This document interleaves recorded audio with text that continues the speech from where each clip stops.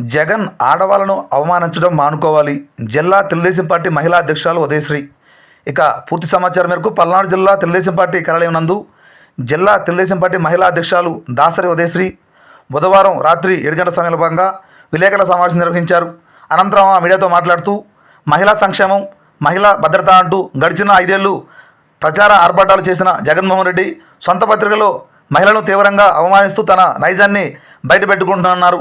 జగన్ రెడ్డి సతీమణి వైఎస్ భారతిరెడ్డి సాక్షిపత్రకు చైర్పర్సన్గా ఉండి సాటి మహిళలను అవమానించడం సిగ్గుచేటని, జత్వాని కేసులో తాడేపల్లి ప్యాలెస్లోని స్క్రిప్ట్ రాసింది వాస్తవం కాదా అన్నారు.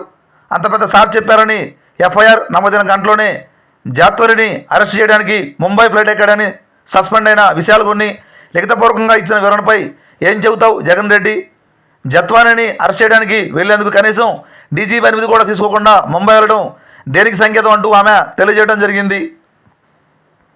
చేసిన జగన్మోహన్ రెడ్డి గారి ప్రభుత్వం ఎన్నో ఈ విధమైన అకృతాలని దాచిపెట్టి వాళ్ళ స్వలాభం కోసం ఎన్నో ఆర్థిక నేరాల్లో ఇరుక్కున్న ఒక నిందితుడు ఈ విధమైన అధికారాన్ని అడ్డం పెట్టుకుని మిగిలిన వ్యవస్థలో ఉన్న అధికారులందరినీ కూడా ఈ ఆర్థిక నేరాల్లో పాలు పంచుకునేటట్టుగా చేసి రాష్ట్రాన్ని ఈ 420 అనే కేసు పెట్టుకొని దానికి సంబంధించిన ఇన్వెస్టిగేషన్ వితిన్ 1 అవర్లో అక్యూజ్ని పట్టుకొచ్చినాడు అని చెప్పి ఈ విధమైన సాక్షిలో పిచ్చి కథనాలను చెప్పించి దానిలో ఉన్న అక్యూజ్డ్ ఆవిడ మీద ఇంకా నేరం నిరూపితం కాలేదు, కానీ ఆమె క్యారెక్టర్ను కూడా అసాసినేషన్ చేయిస్తూ దాని డైరెక్టర్గా ఉన్న ఇదివరకు ముఖ్యమంత్రి జగన్మోహన్ రెడ్డి గారి సతీమణి ఆ కథనాలన్నింటినీ కూడా మేము ఫెయిర్గానే ఉంటేనే రాస్తామని చెప్పి ఆమె ఒక ఆడపిల్ల వ్యక్తిత్వాన్ని హననం చేయడానికి కూడా సిద్ధపడింది. అంటే దీనికి ఆ విషపత్రిక ఏ విధంగా వేళ్ళుగా నీరుగా పోస్తూ ఉందో మనకు అర్థమవుతూ ఉంది. ఈ జగన్మోహన్ రెడ్డి గారి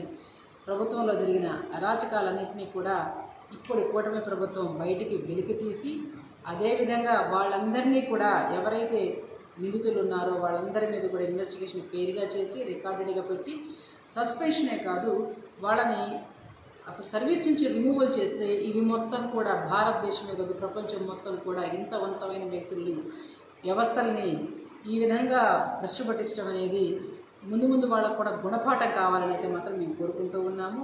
ఈ జత్వాని గారి కేసులో ఆవిడకి న్యాయం జరగాలని కోరుకుంటున్నాం. ఈ విషయంలో మా హోంమంత్రి గారు అనిత గారు ప్రత్యేకమైన శ్రద్ధ తీసుకుని ఆవిడకి తగిన న్యాయం చేసే విధానాన్ని కూడా మేమెంతో అభినందిస్తూ ఉన్నాము. అలాగే బాధితులందరికీ కూడా ఇప్పటి ఉన్న ప్రభుత్వం అండగా ఉండి వాళ్ళందరికీ కూడా తగిన న్యాయం చేస్తుందని ఈ సందర్భంగా తెలియజేసుకుంటూ ఇన్వెస్టిగేషన్ అన్నింటినీ కూడా ప్రజలందరూ కూడా ఫాలో అవుతూ ప్రభుత్వానికి అండగా నిలవాలని, బాధితులు ఎవరైనా ఉన్నట్టయితే వాళ్ళందరూ కూడా స్వచ్ఛందంగా ముందుకు వచ్చి ఆ నిందితుల్ని వాళ్ళకి జరిగిన అన్యాయాన్ని కూడా ప్రభుత్వం దృష్టికి తీసుకురావాలని, మీ అందరికీ కూడా న్యాయం చేయించేటట్టుగా ఇప్పుడున్న హోమ్ మినిస్టర్ గారు కానీ ప్రభుత్వం కానీ మీ అందరికీ అండగా ఉంటుందని ఈ సందర్భంగా తెలియజేస్తున్నాను.